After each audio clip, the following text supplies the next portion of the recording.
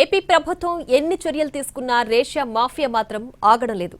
తూర్పుగోదావరి జిల్లాలో యథేచ్ఛగా రేషన్ బియ్యం అక్రమంగా తరలిపోతోంది. పుష్ప సినిమాలో మాదిరిగా స్మగ్లర్లు రేషన్ బియ్యాన్ని తరలిస్తున్నారు. పైకి కొబ్బరి లోడ్తో నింపి కింద రేషన్ బియ్యాన్ని అక్రమంగా తరలిస్తున్నారు. అధికారుల కళ్లు కప్పి సరిహద్దులు దాటిస్తున్నారు. విజిలెన్స్, సివిల్ సప్లై అధికారులు కలిసి చేసిన సోదాల్లో ఈ విషయం బయటపడింది. 2 వ్యాన్లలో దాదాపు 8 టన్నుల బియ్యాన్ని అధికారులు స్వాధీనం చేసుకున్నారు. 3 వ్యక్తులను అరెస్ట్ చేశారు.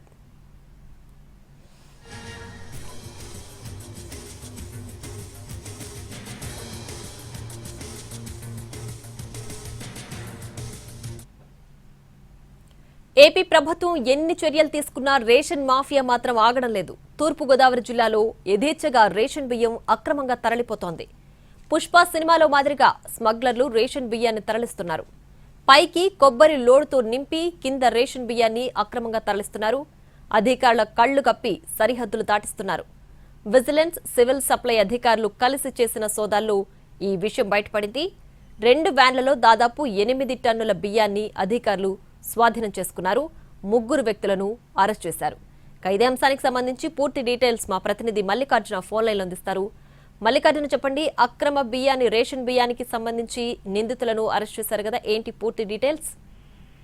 ఈ తూర్పు పశ్చిమ గోదావరి జిల్లాల నుంచి ఎక్కువగా ఈ రేషన్ బియ్యం అనేది కాకినాడ పోర్టుకి యథేచ్ఛగా వెళ్ళిపోతుంది. ఇక్కడ స్థానికంగా ఉండేటటువంటి కొందరు మిల్లర్లు ఎవరైతే ఉన్నారో నల్లజర్ల ప్రాంతంతో పాటు అటు ఆ తూర్పు గోదావరి జిల్లా ప్రాంతంలో కొవ్వూరు అలాగే నిడదవోలు ప్రాంతాల్లో మిల్లర్లే ఎక్కువగా ఈ రేషన్ బియ్యాన్ని అక్కడ కలెక్ట్ చేస్తూ వీటన్నిటినీ కూడా మళ్ళీ కాకినాడ పోర్టుకి ఎక్స్పోర్ట్ చేస్తున్నారు. దీనికి దశల వారీగా అంటే క్షేత్రస్థాయిలో బియ్యాన్ని అంతా సేకరించే వాళ్ళు ఒకరు, ఆ పైన మండల స్థాయిలో సేకరించే వారు ఒకరు, ఆ తర్వాత మిల్లర్లకు చేరవేసే వాళ్ళు ఒకరు. ఇలా సేకరించినటువంటి బియ్యాన్ని టన్నుల కొద్దీ సేకరించి ఇలాగా కాకినాడ పోర్టు వైపు తీసుకెళ్తున్నటువంటి చర్యలు ఇంకా కొనసాగుతున్నాయి. గతంలో సివిల్ సప్లై మినిస్టర్ నేరుగా నదగిల మనోహర్ సైతం నల్లజర్లలోని అనేక రేషన్ బియ్యానికి సంబంధించి మిల్లర్లలోనూ అనేక చోట్ల తనిఖీలు చేసి సీజ్ చేశారు. అయినప్పటికీ కూడా దీనికి అలవాటు పడినటువంటి ఈ రేషన్ దొంగలు ఎవరైతే ఉన్నారో వీళ్ళు ఇంకా